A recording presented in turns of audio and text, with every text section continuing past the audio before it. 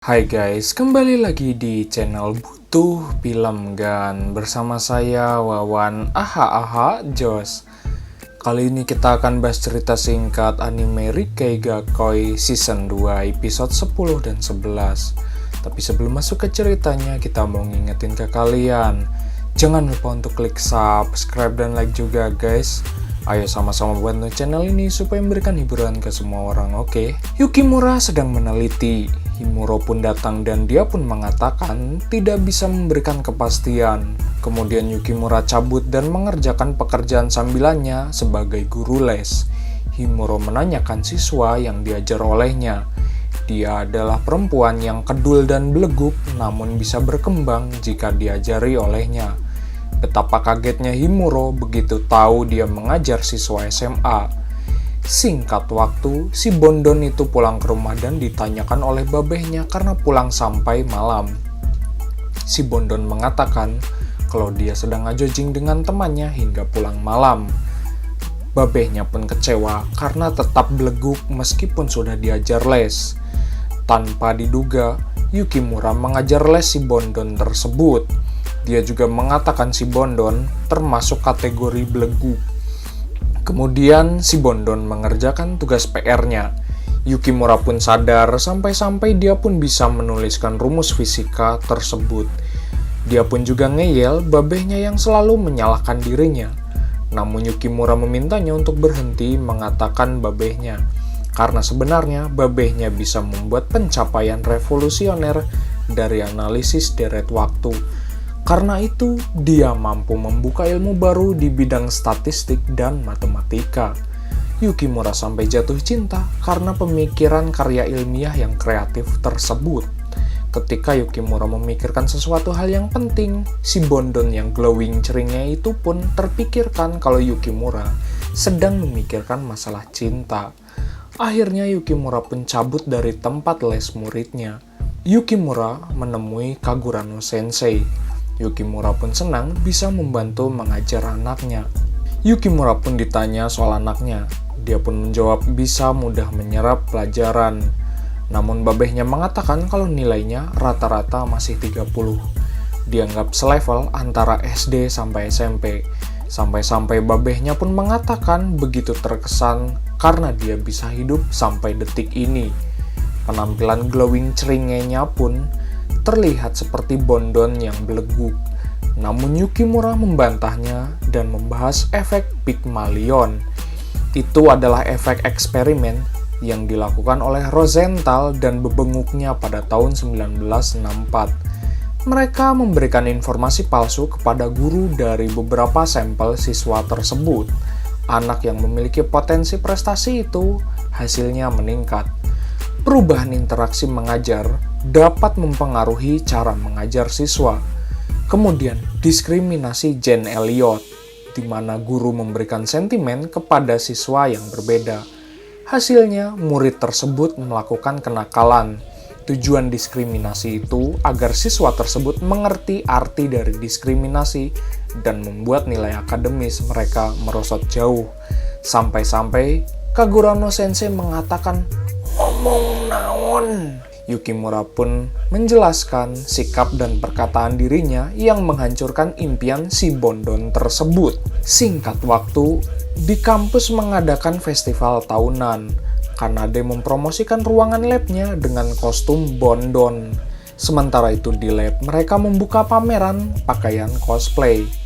Himuro dan Kosuke sedang mempersiapkan tempat tersebut. Kemudian mereka berdua menemui Barada Senpai yang mengajak serta juniornya saat SMA. Kosuke pun menyadari kira-kira bersaudara ikut dalam acara tersebut. Mirip seperti Ram dan Rem yang salah satunya menjadi beban satu season. Bukannya membantu, tetapi malah AFK begitu saja. Mereka berdua tidak sabar untuk merias banyak orang. Singkat waktu, Himuro sedang memikirkan untuk eksperimen penting yang berhubungan dengan penampilan. Yukimura pun datang dan tidak ingin melakukan perubahan penampilan dirinya. Dia pun juga butuh data analisis soal penelitian perubahan penampilan. Yukimura pun dipaksa untuk berubah menjadi seorang Bondon. Dia pun dirias dengan sangat bohai oleh kira-kira bersaudara. Si anjrit, Yukimura pun berubah menjadi seorang bondon yang begitu seksoi. Kosuke yang melihatnya pun dia berubah menjadi gelo. Sementara itu, Himuro tidak keberatan jika Yukimura menjadi seorang bondon. Kosuke pun sampai asruk-asrukan dan gelo karena dia tidak tahan dengan gelisnya Yukimura. Yukimura pun sampai termehek-mehek karena dia juga bisa menjadi gelis. Singkat cerita, akhirnya mereka berdua menyadari seperti bangun dari mimpi buruk. Bagaikan melihat bodi seorang bondon, namun knalpotnya Maman Racing. Sementara itu, kira-kira bersaudara masih ingin melihat Yukimura lebih lama yang gelis bagaikan bondon. Giliran Himuro dirias oleh mereka berdua. Kemudian seorang murid les Yukimura datang ke pesta tersebut. Dia tidak sengaja menabrak Himuro yang lagi promosi.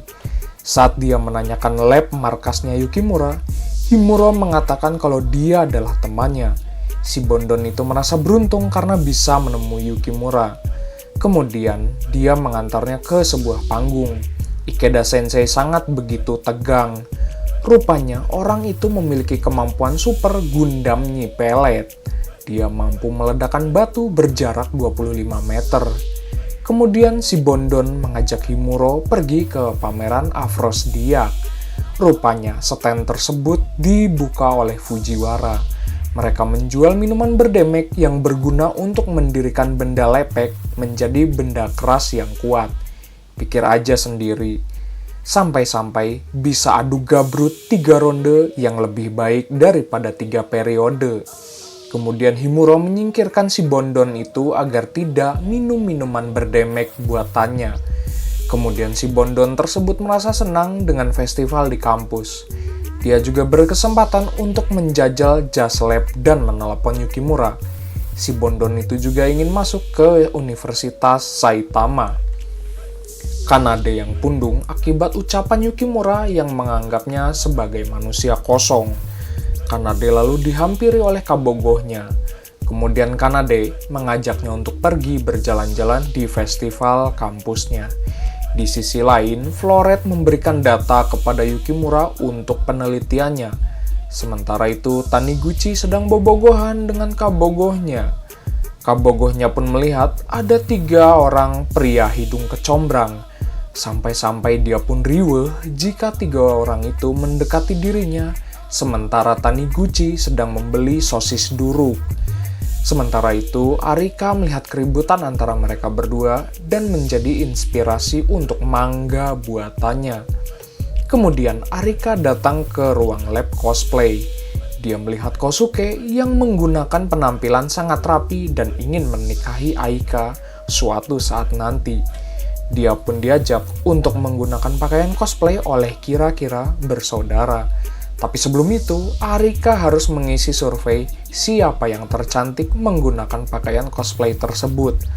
Arika melihat Himuro berada di posisi 2. Dia juga terkesima dengan Yukimura berpakaian bondon di posisi pertama dan bertanya-tanya siapa orang tersebut. Ibarada Senpai pun keluar dan menggunakan kostum pengantin. Kosuke pun sampai ngehuleng dengan penampilan glowingnya Ibarada Senpai. Sampai-sampai menuduhnya merasa jatuh cinta. Kemudian Arika diajak oleh kira-kira bersaudara untuk menggunakan kostum pengantin.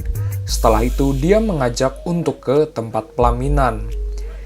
Kemudian Kosuke dan Ibarada meneliti keterkaitan antara gaun pengantin dan usia menikah.